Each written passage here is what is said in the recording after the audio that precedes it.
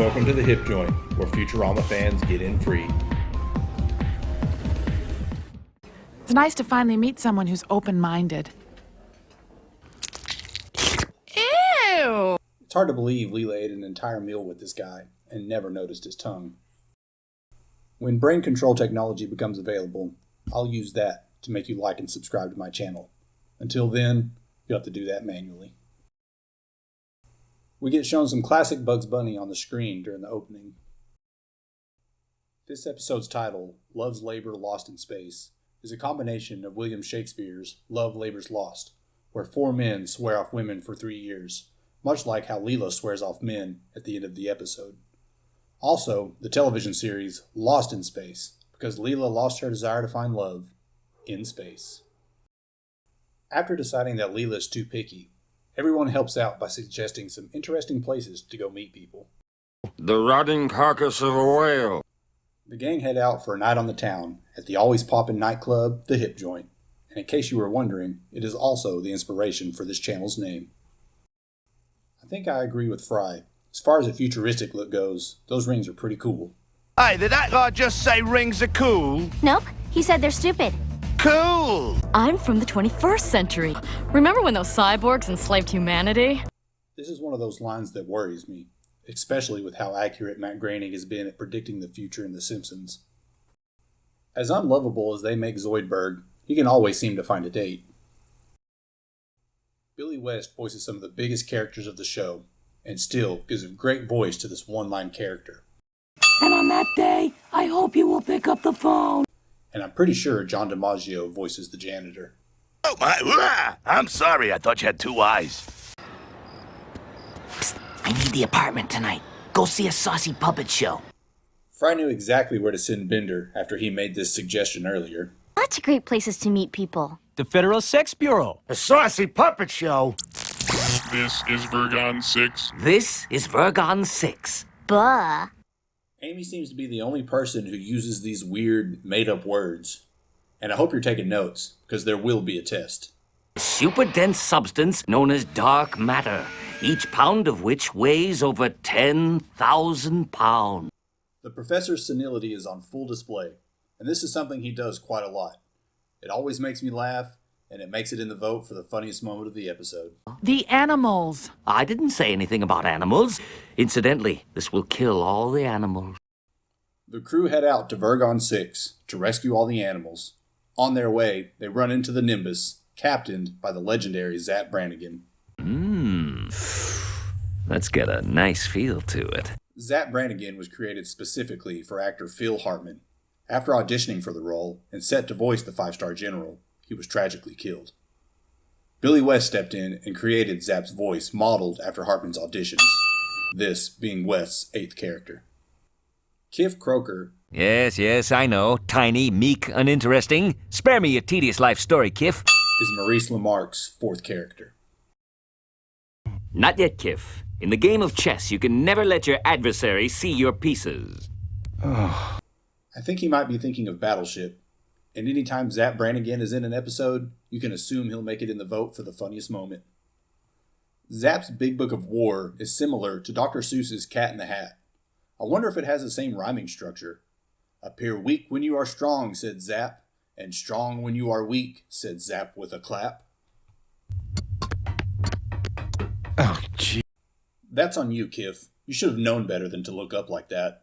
And I'm very curious as to why this question needed to be asked. This time we are sure she's a woman, right? Yes. This entire interaction between Leela and Zapp is pure gold. But it's this line from Zapp that makes it into the vote for the funniest moment. You want the rest of the champagne? No, and it's pronounced champagne. Oh, God, no! After Leela does the deed, it's time to head down and rescue the animals from Vergon 6. And it's a rather bizarre list of animals.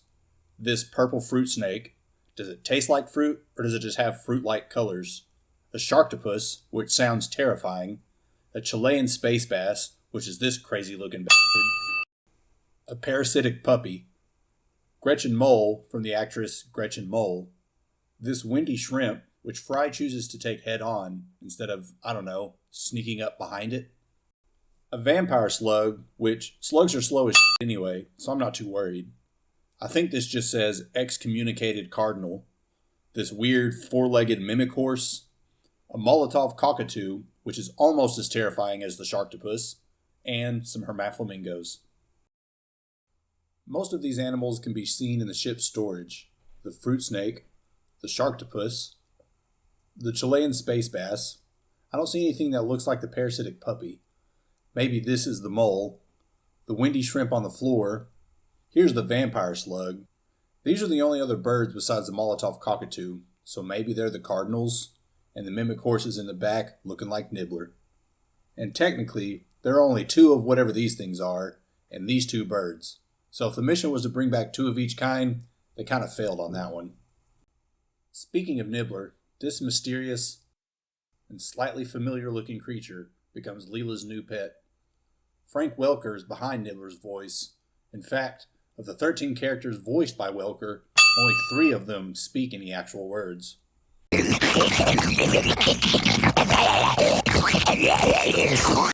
That boy's got an appetite. Never mind. Just give me a back rub. Where in your job description does it say you have to give him a back rub? You do it because you're a pushover, Kiff. I guess I should just come out and say it, but I do not like Kiff. You lay out my formal shorts. Bender, I told you to fill the tank before we left. Yeah, I'll do it when we get back. Yeah, but you're Captain Leela, and pilot. This is something you should have noticed before leaving. Don't you think I feel bad enough already? No! Fry's right. You're about to get everybody killed. When the professor said, Each pound of which weighs over 10,000 pounds. about dark matter, maybe that means before Nibbler poops, the dark matter only weighs a pound, but after is when it turns into 10,000 pounds.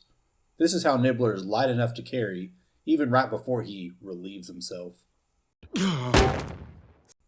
This cover no sign on the dark matter chamber makes me think it's common knowledge that dark matter is actually fecal matter. Come on, that should be more than enough fuel to get us out of here. More than enough, that one ball gave you a full tank.